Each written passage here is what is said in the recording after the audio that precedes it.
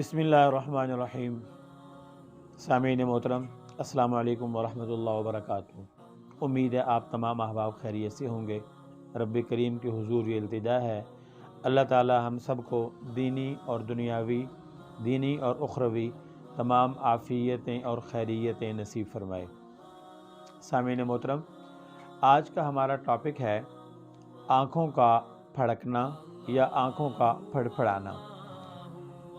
बहुत सारे अहबाब इसके मुतालिक पूछते हैं कि ये आँखें जब आपस में वो आँखें या आँखों की पुतलियाँ या ऐसे ही आईब्रोज़ ये फड़कते क्यों हैं, क्या वजह है।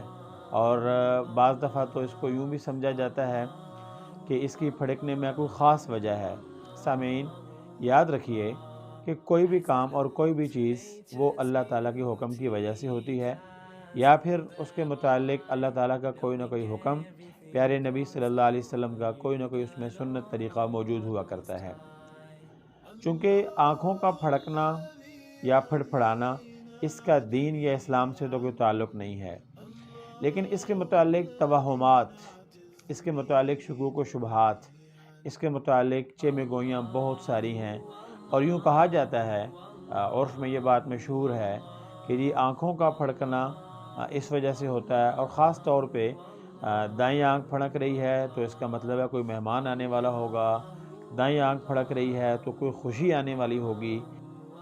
कुछ लोग तो ये कहते हैं कि आँख फड़के या आईब्रोज़ फड़कें या दाईं साइड की जो कनपट्टी है इसका कोई हिस्सा है वो फड़के, तो फिर इन सारी चीज़ों का एक ही मतलब वो लेते हैं कि कोई खुशी आने वाली है और कोई अनहोनी होने जा रही है, और उस खुशी के रास्ते में कुछ रुकावटें हैं। बाद लोग कहते हैं जी आप ख़ुद उस खुशी के रास्ते में रुकावट बन रहे हैं। बाज़ दफ़ा ये समझा जाता है कि कोई मेहमान आने वाला है। तो सामीन, याद रखिए कि इस्लाम से या दीन से या दीनी तालीमात से या रूहानी तालीमात से इसका कोई ताल्लुक़ नहीं है। आँख की ये हरकतें, ये जिस्मानी हरकत हो सकती है किसी वजह से, किसी जिस्मानी हैयत या हालत की वजह से, किसी जिस्मानी बीमारी की वजह से, या किसी जिस्मानी तग़य्युर और तबद्दुल की वजह से ऐसा होता है और हो जाता है। ये कोई बड़ी बात नहीं है, लेकिन इसको किसी ख़ास उसके साथ जोड़ देना ये सही नहीं है। बाद लोग ये समझते हैं कि ज़माने क़दीम में ऐसे हुआ करता था कि किसी के साथ अगर ये मामला पेश आता तो उसके घर में कोई मेहमान आ जाता था। तो याद रखें, ये भी अगर किसी एक के साथ हो गया होगा तो मुमकिन है उसकी आँख में कोई हरकत पैदा हुई और कुछ देर बाद कोई मेहमान आ गया, या कोई उसके साथ कोई ऐसा वाक़या पेश आ गया। तो ये किसी इक्का दुक्का लोगों के साथ ऐसी चीज़ों का हो जाना ये कोई बाइद नहीं है, हो जाया करता है।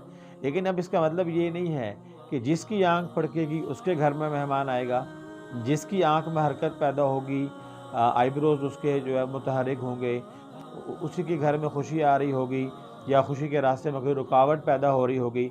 इसलिए अपने ज़हन से ये चीज़ें निकाल देनी चाहिए। इसका इस्लाम से, शरीयत से, रूहानियत से, दीन से दूर दूर का कोई ताल्लुक़ नहीं है।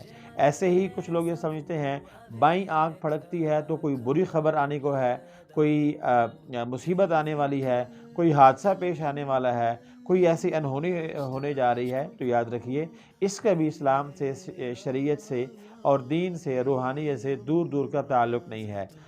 चूँकि हिंदो पाक में हिंदुइज़्म बहुत अरसा तक राइज रहा। उससे पहले ब्राह्मण थे, उनका बड़ा चर्चा था। तो ये कुछ उनकी अपनी मुजर्रबात कह लें या उनके तजर्बों से गुज़री हुई चीज़ें कह लें, तो ये उनके तवहुमात, तजर्बात या उनके ख़यालात फ़ासिदा कह लें या मुतलक़ ख़यालात कह लें, लेकिन इसका इस्लाम से ताल्लुक़ नहीं है। आँखों की, पूरे जिस्म की कोई हरकत सर से लेकर पाँव तक, जिस्म के किसी हरकत की वजह से, पूरा जिस्म आप ले लें सर से लेकर पाँव तक, पूरे जिस्म के किसी हिस्से की किसी हरकत से किसी चीज़ को शुगून ले लेना, फ़ाल ले लेना, उससे खैर या शर को मुराद ले लेना, उससे खुशी या गमी को देख लेना, ऐसा इसका कोई शरीयत से ताल्लुक़ नहीं है। लिहाजा अपने अक़ाइद को और अपने जो है वो ख़यालात को ایسی چیزوں سے صاف اور پاک رکھنا چاہیے۔ ہاں بس توہمات کا ہے ان کا، اور یہی ان کی حیثیت ہے، اسی درجے میں اس کو دیکھا اور سنا جائے۔ اللہ تعالی ہم سب کو عمل کرنے کی توفیق نصیب فرمائے۔